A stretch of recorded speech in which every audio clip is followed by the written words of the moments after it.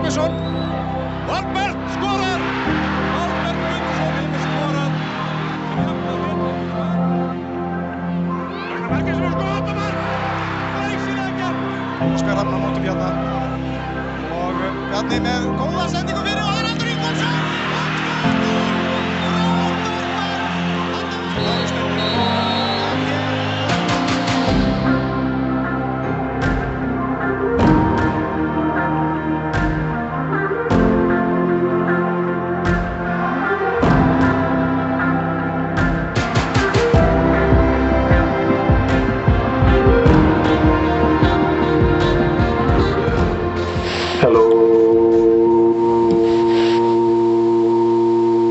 I thought you were going to come in a cappella.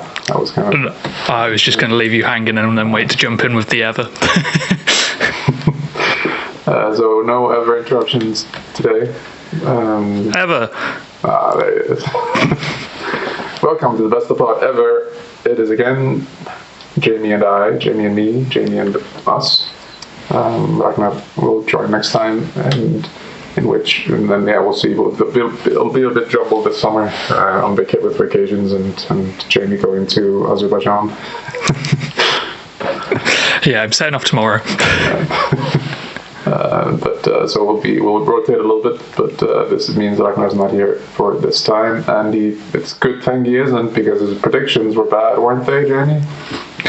I was doing my research, as that I promised last week, to have a table of our points so far. And when adding up Ragnar's points from this week, he now has the title of having both the highest score and the lowest score achieved in a week. Okay, I was fully making that up, but that's crazy. Nice. Let's see where he messed up, where he tripped up. Three cow, or as you can see if you go on the Besta YouTube page, I think it's got the Þróttur badge for Kauer. I love when they mess up like that. I'm assuming he didn't put 3-3 in this game. He did not. He said 2-4, so Kauer 4-4-2. That's not confusing at all, by the way. Beaten with 3, Kauer only 2. So he picked up 2 points here because he had 6-0 Kauer. Okay. 6-0 Vikinga, sorry, not 6-0 Kauer. I thought 2 Stjarnan 2. He predicted that as a 2-0 Stjarnan win. Yeah, probably. We can talk about it maybe briefly. EA 1, Breiðablik 2. Close with this one, he had 2-2. Okay, not a lot of faith in EA, or not a lot of faith in Breiðablik, sorry. Too much faith in EA. IBVF 1, Valur 0. No confidence there. There was no confidence in IBVF at all. He'd put that down as a 3-0 win for Valur. Oh. With the new manager bounce, which didn't happen.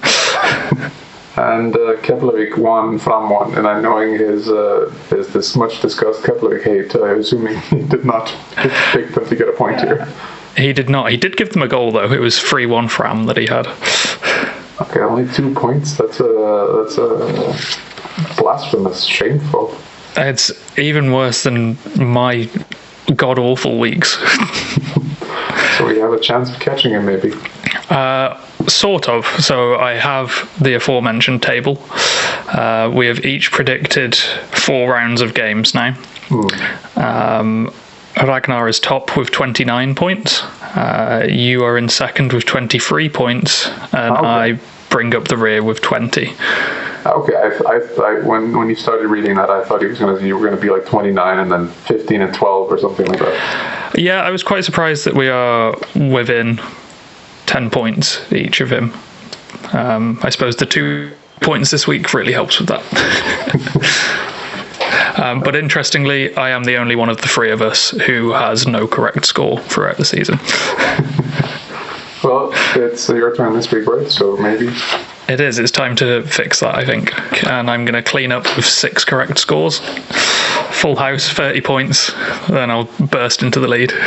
It might happen. It's been known to happen that things crazy as that have happened. So we'll see. I don't think so, but we'll see. I mean, a lot of crazy things happened. Also, this crazy. I don't know. I think maybe the craziest game was Thor Coward, 3-0 to Thor after how many minutes? 20-ish, I think. Yeah, and I mean, not normal goals. This was the first one was a terrible back pass by Finn Thomas. The second one was straight from a corner, and then the third one was a goalkeeper scoring from like right outside of his penalty area almost, or like halfway back in his area. Jesus. And that was all with a new goalkeeper. Saberpuck had been rotated in to replace Halldór. Poor man. Yeah, not the ideal start for him. Although he did give me one of my favourite moments of the season so far, and I popped a screenshot of this into our little podcast chat. I mean, it must have been a difficult moment for him, and I have sympathy for him, but if you haven't seen it, go and watch the highlights. When the goalkeeper for 4 scores from his own half, he just lies in the net face down for a good 10 seconds. Yeah, poor man. I mean, he was on loan in the first or second division, I think, when he got called back because of the injury to Vatnafreyr. And yeah, I mean, he hasn't played that many games for Coward, definitely not in the league. And then this rotation, we talked about goalie rotations a little bit, goalie blamings last week, and I don't know. Oscar doesn't seem to have a lot of faith in Halldór, which is, I don't know. I don't think he's the one at fault for a lot of Coward's shenanigans. Yeah, I'd agree there. It seems to be the hangover of some of the things from last season seem to have crept back in a little bit, not as drastically as they were at times, or for the majority of last season. But the vulnerability seems to be back a little bit. Yeah, for sure. But not great from Thor to not be able to sort of see this game out 3-0 up. I mean, 2-0 up with not that much to go. Yeah, I mean, the penalty, I don't know, I haven't seen it slowed down enough. I thought that was a shout for sure. It was like headed it. I thought he just headed it into the back of the defender, but yeah, the referee was very sure, even though it was quite far away. But yeah, I mean, we've talked about that a few times. Not very. Yeah, and this is 2 weeks in a row now, I think, where they've got themselves in a decent position. And I don't want to say thrown it away, but certainly not held on to what could have been valuable points for them. Thrown it away. Good. Yeah. Another team that likes to throw things away, Kawa, they could have come away with a resulting as being good.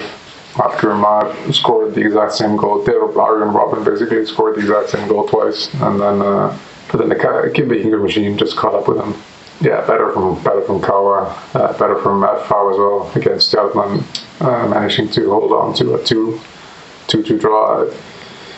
I mean, we'll get to Europe in a little bit, but yeah, I mean, the sort of the representatives we're sending to Europe, I'm not super optimistic about. I don't know what you mean. About the coefficients. I mean, another European traveller, Valur lost to Ibov. Yeah. Breiðablik beating EA.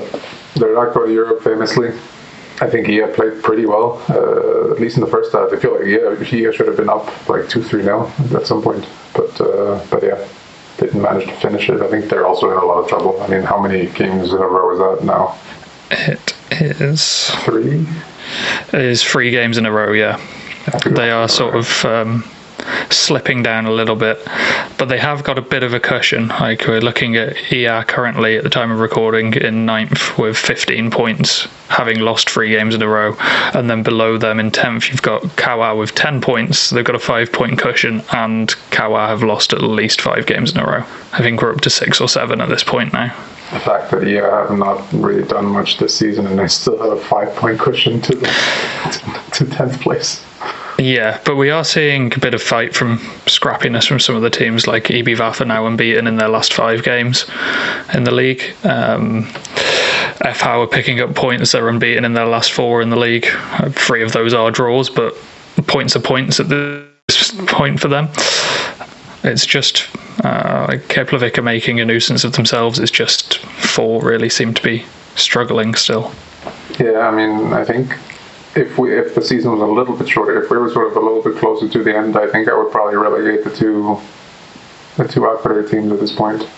I think that we still have quite a bit of runway left for them to maybe catch up, and especially Kawa with the squad they have, and we're going to touch on the transfer market in a little bit. That's going to play some sort of role.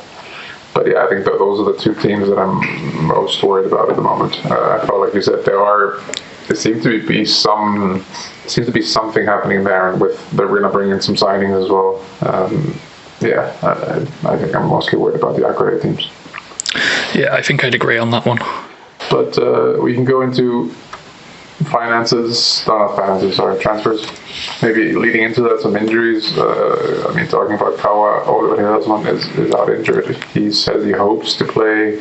He's sort of planning on playing this season, which isn't a great thing to say in early July. But yeah, hopefully it's sort of a reoccurring injury as far as I could read.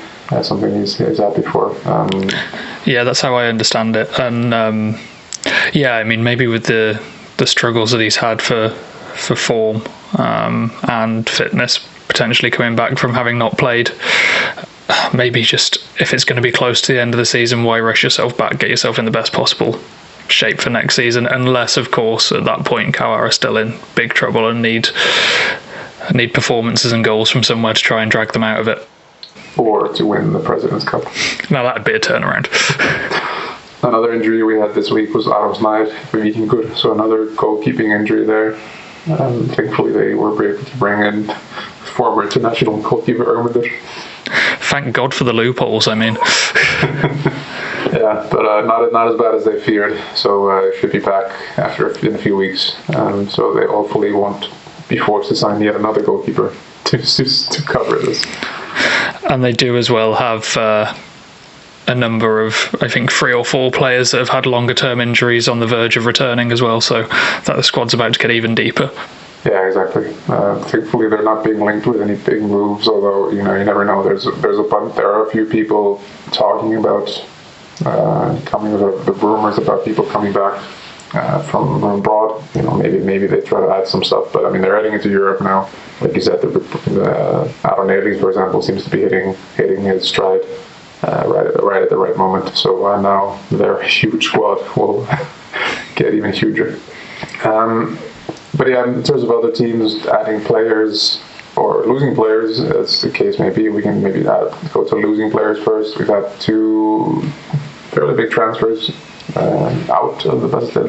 We've had Amin Kosic leaving for not that Viking in Norway for a record-breaking, as far as some reports say, like 80 million kroner transfer fee, which is in grown-up money.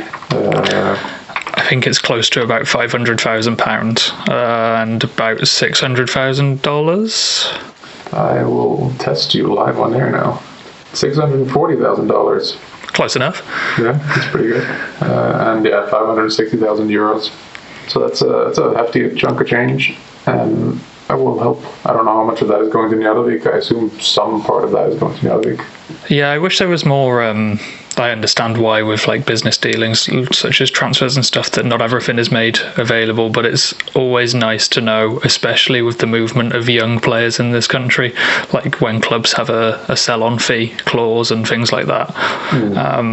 I'd be interested to know that, and great for Njarðvík if there's a bit of windfall from that, because it should be a fairly sizable windfall. Yeah, you hope so for their sake. Obviously not as a car fan, but as a sort of overall football fan, you hope a team like Njarðvík gets the benefit. Yeah, and what an incredible move for him as well. I have to admit, I was somewhat skeptical with his early performances when he moved to KL last season, but he's looked incredible this season and one of the best players in the league, and unplayable at times. So he's well and truly earned this, and I hope he gets the chance to show it when he's over there. Yeah, Norwegian champions, so it's he's not going to walk into the team, you think, but let's see. I agree. I've been quite impressed, especially this season. I think, and a lot of people have sort of the managers and players at KL have been praising him for his attitude and his work rate and everything in the off season and this season. So well deserved. And hopefully we don't see him back. Hopefully for his sake we don't see him back here for quite some time. We'd of course love to see him back, but yeah, let's hope he has a long career abroad. Yeah, I just don't want to see him in like Valor in 6 months. And then another player who won't be leaving us just yet because of child protection laws is Arna Bjarki from Breiðablik to Brøndby in Denmark. So he'll be leaving in January after he's turned 16. I mean, we talked about him a few weeks ago when he sort of started scoring. He looks very exciting. Sort of maybe it's a bit unfair because he's a sort of tallish striker to compare to Victor Tade in the Fram striker who went to FC Go and then played in the Champions League. But hopefully we can see a meteoric rise like that. See him in the Champions League, or I mean, not so Brøndby's not going to be in the Champions League, but see him in the Super League at least. Yeah, fingers crossed. One thing that I wouldn't say always worries me when I see these types of moves is if you go from being a big fish in a small pond as a young player to like a bigger academy, where the pathway into the men's first team is going to be slightly more difficult, how much the development is going to improve from being around youth coaches, and probably, with no disrespect to coaches in Iceland, access to better coaching and better facilities, versus how much playing in the first team and men's football is going to speed up the development. It's I suppose a double-edged sword and a hard one to weigh up, but good luck to him.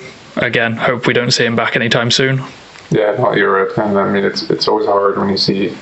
I still think it's probably better. I don't know. It's very hard for me to say this as a almost 40-year-old man. To talk about what a 15-year-old talented athlete should do, but I don't know. This seems like a more logical and more sort of move than some of the moves that people have made to lower leagues in Italy or lower leagues in England, or sort of these sort of bigger football countries maybe with lower divisions where it's a bit more, things are probably, I mean, like you said, the quality is probably pretty high, but it's like, I think it's also very temperamental, like, because it's sort of clubs that need to win today. They don't have the time to wait for you to I think it's nice to. I think it's I don't know. In my head, it makes more sense to go to these Scandinavian clubs that can offer a little bit more time to. Yeah, of course, and it's also, I suppose, these leagues are more desirable than the Besta, unfortunately, and so it's more of a shop window to get yourself that next move. Even as a young player, like the movement between clubs of academy prospects at this point is unstoppable. So. It's if he goes over there and impresses even in like under 18s, under 21s, there's a chance to move to a different academy which has a better path to a first team. Not that I know how well Brøndby's first team path works, but we have this season to watch him, so hopefully he impresses a bit more. And there have been it's more rumors than anything of people coming in. Helene Freyr might be moving to Breiðablik on loan, even though I think he's playing in Sweden. I thought he was playing a little bit, but I don't know, maybe he's not getting the amount of game time he wants, or maybe he just wants to move back home. Arne Williamson has been linked to basically every club in the Vestfjorden. The latest one is Stjarnan. I'm not sure they need another sort of. I was just about to say, because what Stjarnan really needs is yet another forward. Has he considered Kawa? That's true. Yeah. I don't know. We'll see. I mean, he's been training with Kauer apparently, but yeah, he's been linked to every single team. So we'll see where he ends up. And then Adam Paulsson, according to reports from Fotbolti.net, is leaving Valur. He seems to be sort of out of the team a little bit. He has been out of some squads. Yeah, we'll see. There's a lot of rumors. The window's opening in about a week. So I think we'll see some movement happening then, and we will keep you updated. Another thing that's happening sooner than a week, in a few hours at the time of recording, is Europe. Vikingur will kick off. One of the Vikingurs will kick off this today against Gjør, or how do you pronounce that? Yeah, the Hungarian champions, right? Exactly. So a tough task ahead for Vikingur, I think. Yeah, for sure. Even though like a lot of them talk in Iceland is about how Gerd is a bit of I'm just going to keep saying Gerd until someone corrects me. They're in a bit of a mess because like they won the league for the first time in forever, but now like their coach is left to Ferencvaros, and like they're losing some players, and their main player who was with Algeria at the World Cup won't be playing, at least not today, or at least that's the last thing I read. Maybe That is an interesting move as a coach, to beat your rivals to the league and then go and join them. But no one cares about the Champions League anyway. The Europa League's where it's at. The Europa League is where it's at, and that's where Besta, speaking of worried about the representation we're sending to Europe, Besta against Karabag, the Karabag of Real Madrid fame. Drew with Chelsea last season. Yeah, exactly. They will face the real stars of Icelandic. I mean, maybe they'll be just so starstruck, or I mean, they're playing in Iceland, right? No, the Europa League game is being played at Frota. Ah, okay, that sucks. It sucks for the obvious reasons, but it would suck also, like, maybe they would get a bit plane sick from landing in the fjord on a windy day or something. That would have been incredible. It also would have been great to have this image of some Azerbaijani ultras turning up in Isafjorda. They would just rent. I feel like they would just rent one of those cruise ships and just come in. Like, you would hear the drums over the fjords. That would have been quite the sight. Like the flares and everything. That would have been fun. How confident are you on a scale of 1 to not? My confidence level is at the point of, hey, it's all just good vibes. Let's go and enjoy it. Let's go have some fun. See what happens. Yeah. I think the same applies in a lot of games at this stage for the Icelandic teams, in that the hope is with the lack of preparedness for the teams that have winter seasons as opposed to our summer season. I was looking today, and Karabag have played 3 pre-season friendlies. That's all they've had so far this season, and that'll be the same for some of the other clubs in these leagues that play over winter. So catching them off guard when they're not maybe at 100% match sharpness. Sami was interviewed today saying that he's sort of hoping that maybe they don't take it as seriously as they could. So yeah, I think it's just enjoy it. Might not happen again for a long, long time, so why go into it worrying about what could happen? Yeah, no, that's fair. You don't want to send any message to the Karabag Ultras? No, they sort of scared me with their Instagram comments, so I'm going to leave off that one. Yeah, fair enough. That's a wise choice, maybe. Stjarnan, however, do not have any such luck. No, against. First of all, they drew Vikingur, and I guess when that name came out of the hat, they must have been like, "What?" Like even in Europe, they can't get away from Vikingur. But it is Faroese Vikingur. Unfortunately, like you said, they are going to be fit. They're in the middle of their season as well, or sort of have already started their season, and I think it would be foolish to underestimate Faroese teams with growth and the rise of Faroese just sports in general.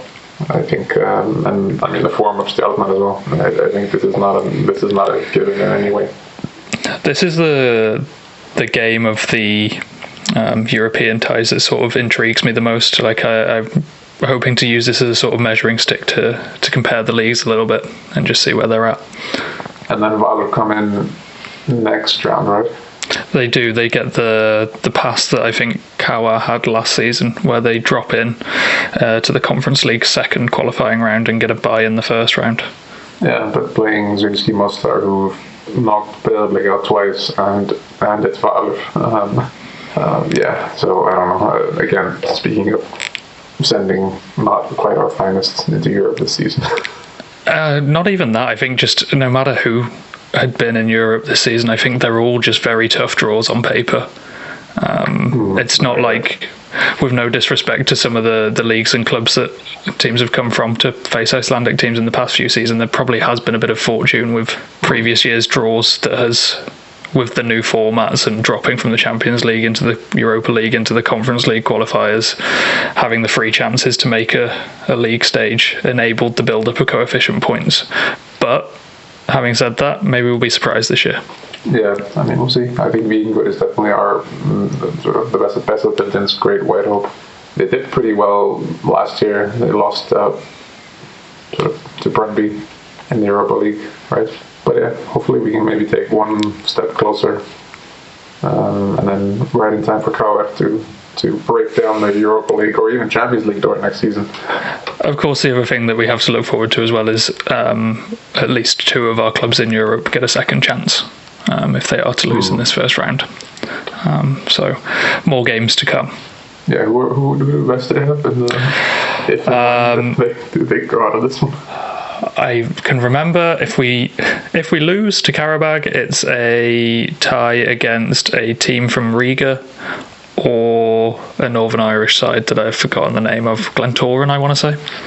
And then when we do actually beat Karabag, because it's already written in the stars, then the game in the Europa League would be against CSKA Sofia or Derry City. Yeah, I mean, those are Cesega would be quite fun. Yeah, winnable games, I think. So yeah, that's true. All this is to say that we'll see Vestry in the league stages this year of the Champions Europa League. Oh yeah, easy pathway, right? Yeah, we'll see. Like I said, it starts off tonight with being good, and then Besta play on Thursday. 4:00 Icelandic time. First match away in Karabag. And Stjarnan also play on Thursday. It's 7:00 Icelandic time. But I guess being good. But yeah, by the time you listen to this, almost definitely being good will have played Gjør or Gjøri. We can talk about that next time. But for this time, we can go look at some player of the rounds. We got a theme. We got the Triple A's. Do you want to start with number 1 and number 3? Sure. So number 1 this week is Aaron Ellis of Vikinga. 2 goals in a comeback win, and dominating the midfield in their 3-2 win over Kawa this week. So that earns him this week's first star. Yeah, and the second one, we'll give to Alex Frey at IPVF, the captain, to set up an important home win for them against Valur. Much discussed player in the preseason, with him also being the director of football. The reason why I thought Valur would quit as the manager. But with current form, on and off, I don't know about off the pitch, but on the pitch at least, it seems to be working out okay. And then the third and final star for the week, I will give to Aaron Birkir of 4, who is 4's goalkeeper. So not the most common position for us to give a star to, and you may be thinking, well, hold on, he conceded 3 goals. Yes, but he is a goalkeeper who also scored a goal, and therefore he gets an automatic star from me. Yeah, I think we can safely say that if a goalkeeper scores a goal, unless he has the worst game of his life, but even then I think he deserves a star. I don't care if a team loses 5-1. If the goalkeeper scores that 1 goal, they're getting a star in my book. Yeah, that's true. I think you're right. I think that's an automatic star. And speaking of automatic stars, let's go into your automatic. So what did you say? 20 points? 30, I think. 30, okay. Actually, no, it can't be 30 because we are a game short for the round this week. That's true, yeah. This is the summer season where things are all kind of messed up because of Europe, so we have games sort of coming thick and fast, and then weird times, and people, teams have already played more than others and such. So, so I'll take 25 points, I think. I'll settle. All right, but the first correct prediction. So if we take the Sunday games first, we start with Kawa against Ia. I have gone for a 2-1 Ia win. It's probably I mean, one of these teams needs to start winning, unless somehow they both lose. But we'll see. Fram against Thor. I've gone 3-1 Fram. Kawa IPVF. That's a tough one. I am sticking with the resurgence of EBVAF and the vulnerability of Kawa creeping back in, and I'm going to go with a 2-2. Okay. FV Valor, the last Sunday game. I am going to go with one that maybe puts my 25 points at risk. FV 2 Valor 1. Nice, that's confidence. See, this is what caused Ragnar in the last round. He didn't believe too much in Valor. He's too much of a Valor fan. And then the one Monday game we have is Breiðablik Keflavik. I'm going for a 3-1 win for the Blix. Okay. Yeah, I think this might also cost you some points. Quite possibly. So a lot of things happening in the next 7 days.